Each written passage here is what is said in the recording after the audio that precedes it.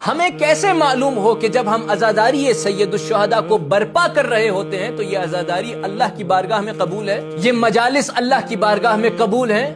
ایک شخص امام کی خدمت میں آیا اور یہی سوال کیا امام سے۔ امام فرماتے ہیں کہ جب تم معصومین کی زیارت پہ جاتے ہو، جب تم معصومین کا ذکر کرتے ہو، فَإِن دَمَعَتْ عَيْنُكَ فَتِلْكَ عَلَامَةُ الْإِذْنِ، جب تمہاری آنکھیں تر ہو جاتی ہیں تو یہ علامت ہے کہ اللہ نے تمہیں اجازت دی ہے،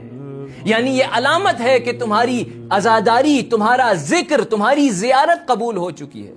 لہٰذا عزیزان گرامی، اس مہینے میں مجھے اور آپ کو چاہیے کہ امام حسین کا جب ذکر کر رہے ہیں، مجالس کو برپا کر رہے ہیں، مصائب پڑھ رہے ہیں، مصائب سن رہے ہیں، تو اپنے وجود میں اس گریے کو لے کر آئیں۔